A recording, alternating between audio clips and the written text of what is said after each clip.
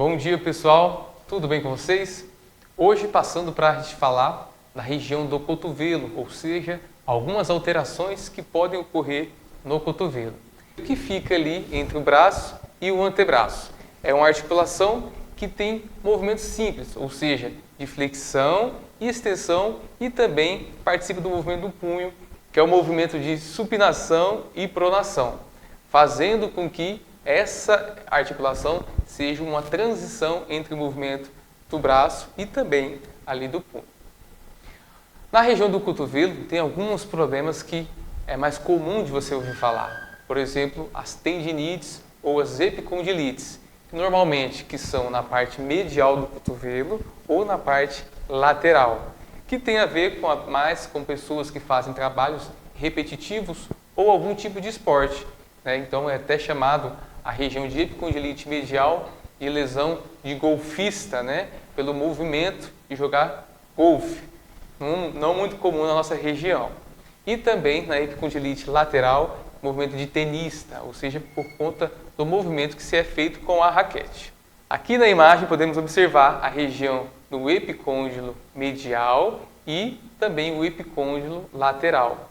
Observamos também uma passagem de uma estrutura amarela, tá? Essas estruturas são os nervos, ou seja, ele que leva a sensibilidade de todos os nossos órgãos, todas as nossas estruturas, tanto a nível de pele, a nível de articulação e também de músculo.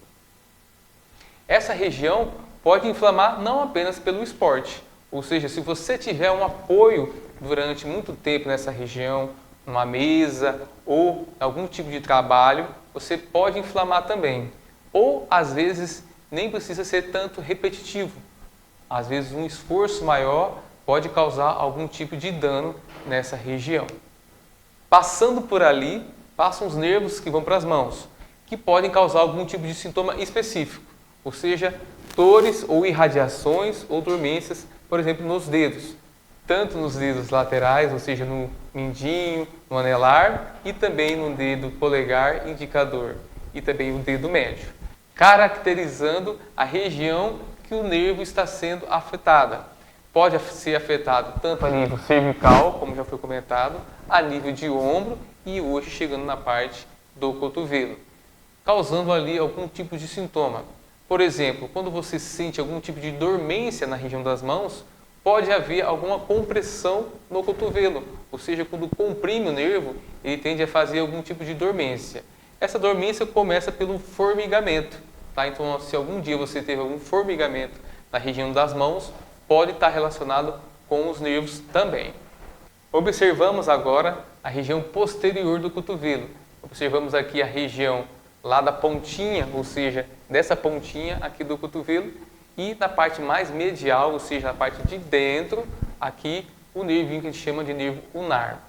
Então, quando você tem alguma sensibilidade, ou você passa o dedinho ali, né, e sente um choquinho que irradia, né, que passa a informação para esse dedo, para os nossos dedos, é esse nervo que a gente está provocando.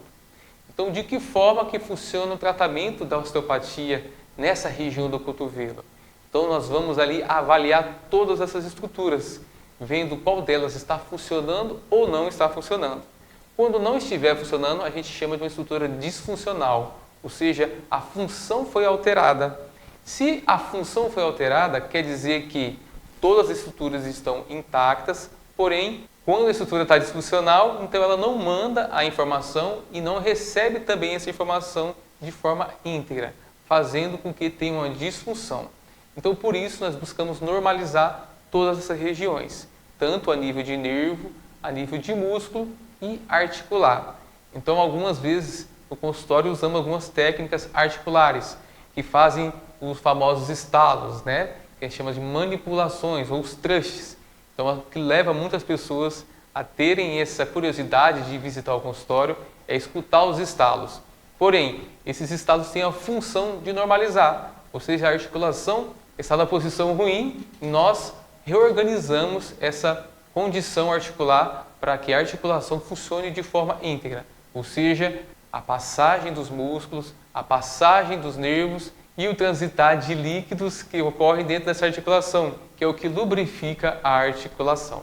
Nessa imagem podemos observar o movimento ali sem a pele e também sem os nervos, né? E sem os vasos sanguíneos, somente a parte do músculo e das articulações. Observem aqui o movimento de flexão, que é o que? O movimentar do cotovelo, aproximando a parte do antebraço do braço, fazendo com que esse movimento ocorra de forma harmônica, a participação tanto das articulações superiores ou do osso superior com os ossos inferiores. Observando que são dois ossos aqui, né? O pessoal chama de duas canas, né? Então, a parte mais lateral e a parte medial. Essa parte mais lateral é responsável pelo movimento de pronação e supinação, ou seja, a parte que inferioriza a mão e superioriza a palma da mão. Observamos aqui também a parte medial do movimento ali de flexão, medial e a parte lateral, dando ênfase ali na região dos epicôndilos, ou seja, na epicondilite, aí que muitas pessoas têm. Lembrando que, para o tratamento da osteopatia ser efetivo, é necessário observar todas as estruturas, tanto a parte articular, muscular e neural, que são os nervos. Caso algum tipo de estrutura seja alterado para o sistema nervoso central, também é avaliado a questão dos movimentos viscerais e também a parte de coluna vertebral. Então, se você se identificou com esse tipo de problema, então saiba que eu posso te ajudar, através da avaliação de osteopatia, conseguir te dar a melhor orientação possível. Lembrando que nós tratamos a parte de estruturas disfuncionais, ou seja, que tem um pouquinho de perca de função. Eu atendo aqui em Guarantã do Norte, na Clínica Jardim Vitória, na Clínica do Trabalhador e também consultório Central Físio em Novo Mundo. Então, se você conhece alguém ou até mesmo você precise desse auxílio, saiba que estou à disposição. E no próximo episódio irei falar aí sobre as alterações da região do punho.